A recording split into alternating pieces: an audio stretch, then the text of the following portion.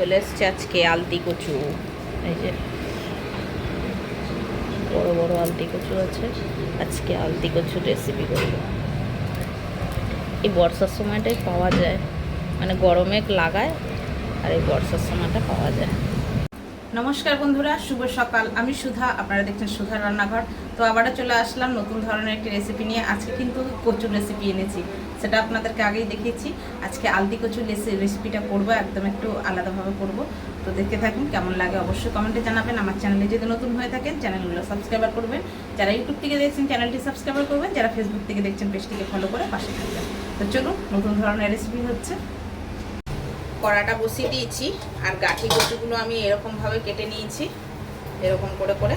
আলু তার সাথে দিয়েছি দুটো, দিয়ে এগুলো আমি প্রথমে সেদ্ধ করে নেব। পরিষ্কার করে ধুয়ে নিয়েছি, সেদ্ধ করে নেব। এর মধ্যে একটু লবণ দিয়ে দেবো।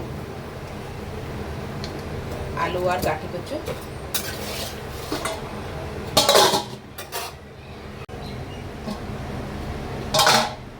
দেখি আলু গাঠি কচু সিদ্ধ হয়েছে কিনা। হয়ে গেছে, জল ধরাতে দিই। কড়াতে তেল দিয়ে দিচ্ছি, তরকারিটা বসাবো।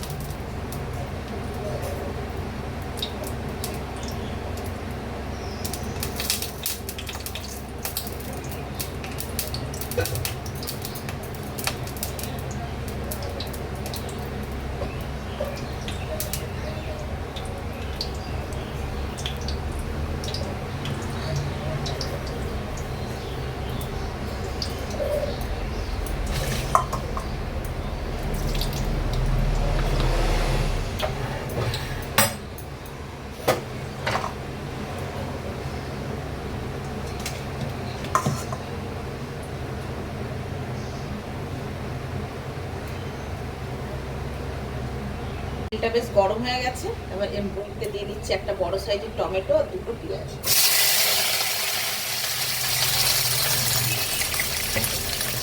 একটু লবণ দিয়ে দেবো, যাতে তাড়াতাড়ি ভাজা হয়ে যায়।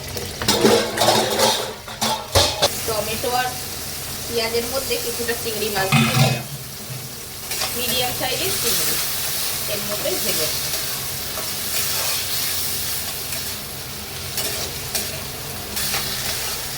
আলতি কচুটা একবার এরকমভাবে রান্না করে দেখবেন, খেতে অসাধারণ লাগে বন্ধুরা। এটা মোটামুটি আমার ভাজা হয়ে গেছে। দিয়ে দেবো এর মধ্যে আদা আর রসুন বাটা। আজকে কিন্তু কাঁচা লঙ্কা ব্যবহার করছি। এবার এর মধ্যে দুই একটা জিনিস দিয়ে দেব, যেগুলো নিত্যদিনের আমাদের মশলা, দিতেই হবে যেই রান্নায় সেই মশলা। একটু জিরা গুঁড়ো, একটু ধনে গুঁড়ো দিয়ে দিলাম। এবার দিয়ে দেব রঙের জন্য হলুদ গুঁড়ো।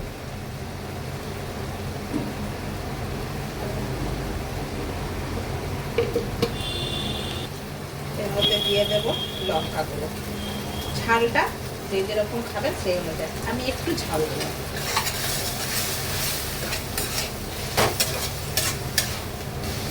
এর মধ্যে দিয়ে দিচ্ছি লবণ, স্বাদ অনুযায়ী।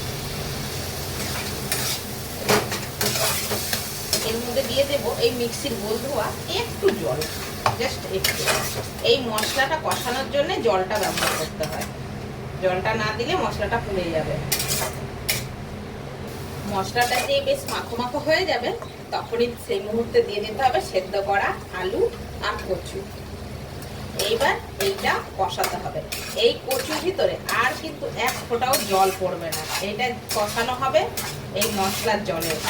আর গ্যাসটা কিন্তু কমিয়ে দিতে হবে। এই যে গ্যাসটা কমিয়ে দিলাম, দিয়ে এবার আমি আস্তে আস্তে এটা কষাবো। রান্না কিন্তু আমার কমপ্লিট। ঠিক এরকম শুকনো শুকনো করে নামাতে হবে, আর গরম গরম ভাতের সাথে পরিবেশন করতে হবে।